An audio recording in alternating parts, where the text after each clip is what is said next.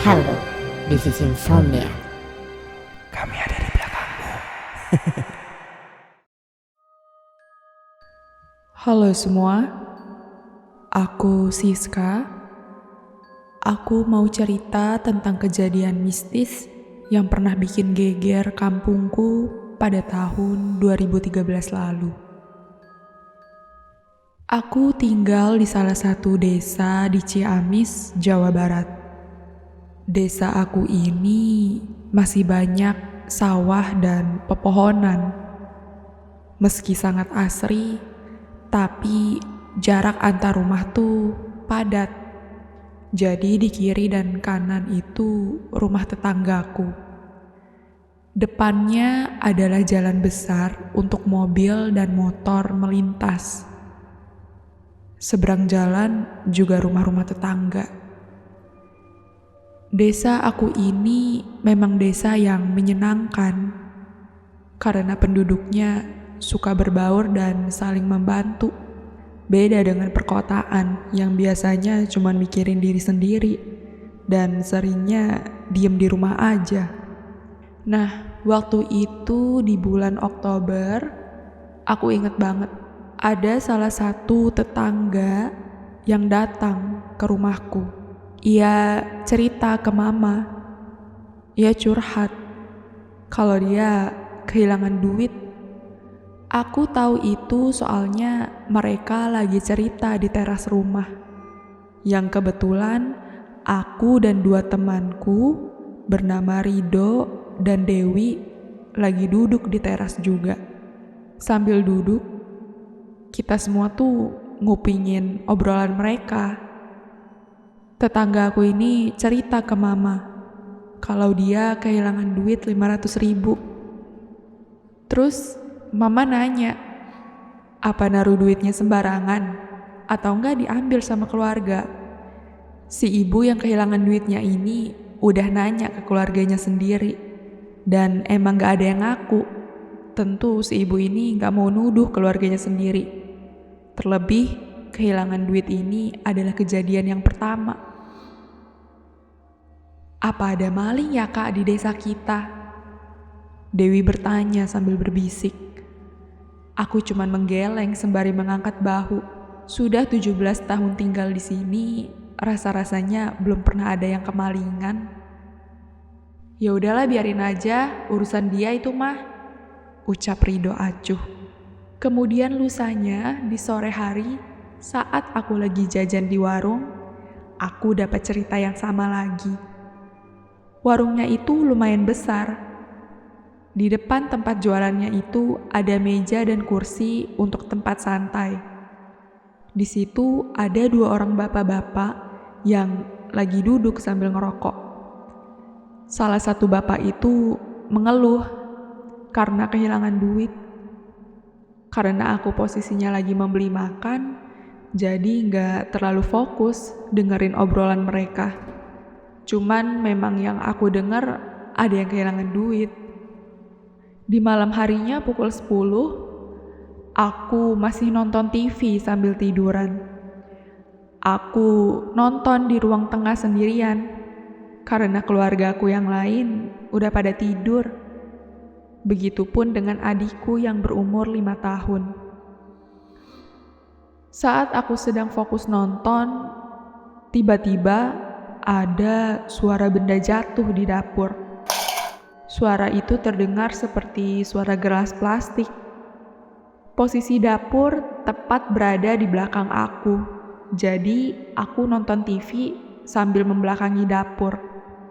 Aku pun langsung bangun, kemudian menengok ke belakang dan melihat pintu dapur yang cuma terlihat setengah. Tidak ada siapa-siapa di sana. Karena aku penasaran, aku kemudian berdiri dan pergi ke dapur. Langkah demi langkah aku lewati, hingga sesampainya di dapur, ada adik aku yang bernama Rizky berdiri sambil terdiam membelakangi aku.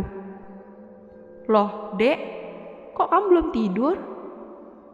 Saat aku tanya, ia sontak kaget dan langsung menghadap ke belakang untuk melihatku. Tanpa mengucapkan sepatah kata pun, ia langsung berlari melewatiku dan langsung menuju ke kamar. Aku jadi merasa aneh karena tingkahnya. Wajah adek juga pucet banget kayak habis ngeliat sesuatu. Dia juga kenapa langsung lari gitu ya? Aku pun langsung mengambil gelas yang sudah tergeletak di lantai untuk mengembalikannya kembali. Adikku berumur 5 tahun. Tingginya sama seperti anak-anak lain yang sebayanya. Rambutnya tebal dan matanya agak sipit. Lalu aku menuju TV lagi. Dan saat aku semakin mendekat ke TV, di sebelah kiri ada kamar orang tuaku yang pintunya terbuka sedikit. Pas aku ngintip, ada mama dan papa yang sedang tertidur. Tapi adek lagi berdiri di depan lemari yang terbuka. Seolah tahu kehadiranku, ia langsung menengok ke aku dengan perlahan. "Adek, tidur," ucapku padanya. Ia cuma tersenyum. Aku lantas menutup pintu. Emang sih kalau umur segitu susah tidur. Aku kemudian mematikan TV dan lanjut pergi ke kamarku. Keesokan paginya, saat aku mau siap-siap berangkat sekolah, aku mendengar ada suara tamu di pintu depan. Pas aku lihat, ternyata itu Bibi sama adek. "Siska, nih adek kamu, diajak pulang susah banget. Padahal hari ini dia sekolah kan?" ucap Bibi sambil menggandeng tangan adek. Aku jadi bingung. "Hah? Maksudnya apaan, Bi? Adek emang habis dari mana pagi-pagi gini?" tanyaku dengan kaget. Karena aku melihat baju adek rapi, seperti habis bepergian. "Loh, emang mama gak ngasih tahu? Adek kan nginep di rumah Bibi dari kemarin. Kamu waktu itu lagi pergi keluar sih, jadi adek gak sempet pamit," ucapnya. "Hah?" Aku benar-benar kaget. Jadi, kemarin adek nginep di rumah Bibi. Terus, yang tadi malam itu siapa dong? Badanku jadi merinding hebat. Aku lantas kembali bersiap-siap untuk pergi ke sekolah dengan gemetar. Aku belum berani cerita ke siapapun, lantaran aku takut kalau aku hanya berhalusinasi aja. Sepulang sekolah, aku melihat ayah dan ibu sedang duduk di ruang tamu. Muka ayah terlihat cemas. "Siska, sini, ayah mau ngomong," ucapnya. Suasana tiba-tiba menjadi tegang. Aku pun duduk dan mendengar ayah berbicara. "Kamu lihat uang ayah 500.000 gak? Ayah taruh di lemari, tapi sekarang uang itu udah gak ada," ucapnya. Aku lantas menggeleng dan bilang kalau aku gak ngambil uang ayah. Aku jadi teringat sosok yang menyerupai adek tadi malam. Ia kan berdiri di depan lemari. Kemudian gak lama dari situ, ada Pak Kades beserta 2 linmas desa yang datang ke rumahku. Mereka ngobrol dengan ayah di ruang tamu. Sedangkan aku ada di teras, mau keluar main sama teman, karena mereka sudah menungguku di warung dari tadi. Setibanya di warung, sudah ada Rido dan Dewi. Siska baru datang. Tahu gak sih, desa kita tuh lagi heboh karena banyak warga yang kehilangan duit, ucapnya tiba-tiba. "Iya, makanya tuh Pak Kades datang ke rumah. Gak tahu ngomongin apaan," ucap Rido. "Oh, jadi itu sebabnya Pak Kades datang ke rumahku. Mungkin mereka datang ke rumah untuk ngomong kalau ada maling di desa ini. Tapi aku gak terlalu peduli, karena kepalaku sibuk memikirkan kejadian kemarin malam." Kemudian malamnya aku gak mengalami kejadian kayak kemarin lagi. Namun besok malamnya sekitar pukul 8, saat aku sedang membuang sampah di teras, aku ngeliat ada bapak-bapak yang berdiri di depan rumah tetanggaku yang ada di sebelah kiri.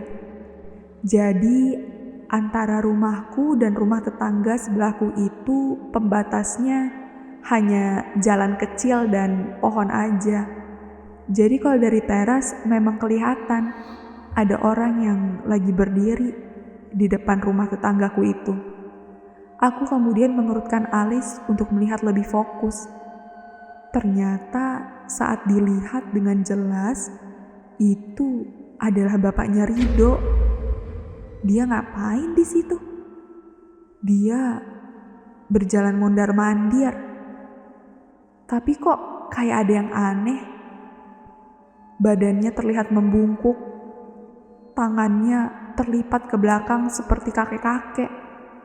Padahal setahu aku, bapaknya Rido belum terlalu tua. Tapi kenapa badannya begitu ya? Beliau juga terlihat lebih kurus dari sebelum-sebelumnya. Badanku jadi merinding. Aku kemudian lari masuk ke dalam.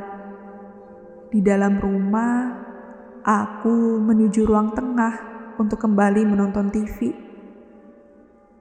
Di sana tidak ada siapa-siapa. Kayaknya yang lain lagi asik di kamar masing-masing. Aku kemudian duduk di lantai, namun baru saja aku duduk, TV langsung mati sendiri. Loh, kok mati? Aku lantas mengambil remote dan menghidupkannya kembali. Tapi TV tetap tidak mau hidup. Aku pun kembali berdiri untuk melihat kabel di belakang TV. Mana tahu ada yang terlepas. Tapi saat aku cek kabel TV, tiba-tiba ada suara pintu depan tuh terbuka. Aku pun langsung menuju ke pintu depan dan saat aku lihat, pintunya sudah terbuka setengah. Kok kebuka? Padahal tadi pas buang sampah udah aku tutup deh, ucapku. Aku pun langsung mengunci pintu dan kembali menuju ke ruang tengah. Namun lagi-lagi, aku mendengar ada suara benda jatuh di dapur. Badanku jadi merinding karena aku teringat kejadian kemarin. Aku pun langsung melihat pintu dapur yang sudah terbuka lebar. Dan tiba-tiba di sisi pintu muncul bocah berkepala botak yang mengintip dan menghilang seketika. Jantungku berdegup cepat. Itu tadi apaan? Aku lantas memberanikan diri untuk menuju ke dapur. Namun di sana tidak ada siapa-siapa. Yang ada hanya sebuah mangkuk yang sudah tergeletak di lantai. Aku lantas mengembalikan mangkuk itu ke rak piring yang paling bawah.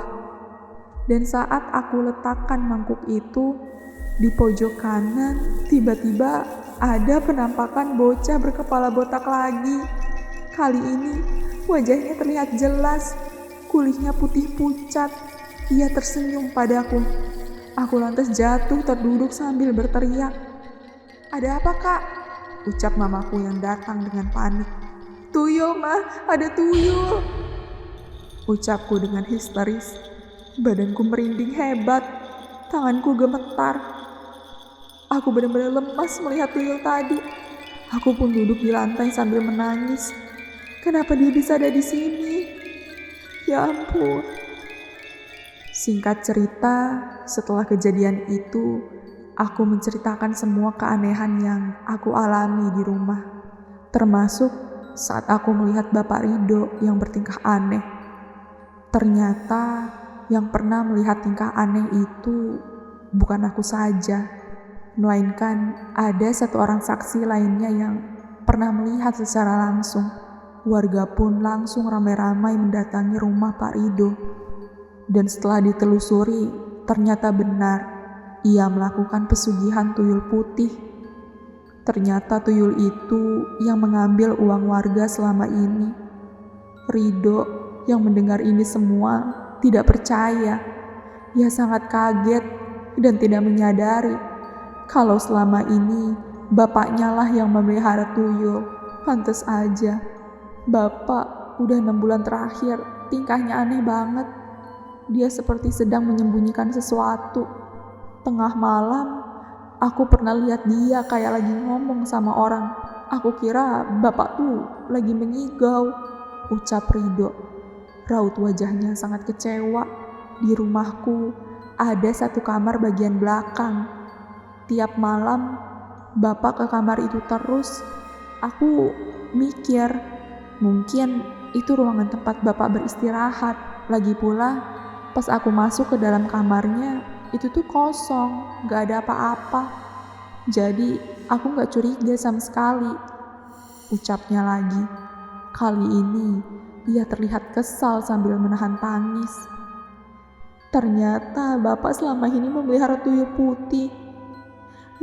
Pantas bapak kurus, karena tuyul putih tidak minum apa-apa selain darah dari majikannya. Maafin bapak aku ya, ucap Rido sambil menangis. Baru kali ini, aku dan Dewi melihat dia menangis seperti itu. Sampai sekarang, aku, Dewi, dan bahkan satu desa ini masih kaget tak percaya.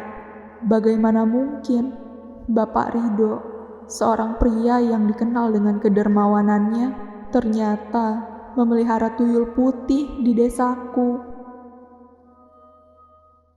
Gimana penonton untuk konten kali ini? Menurut kalian cerita ini nyata atau tidak? Jangan lupa tulis cerita horor kalian di kolom komentar.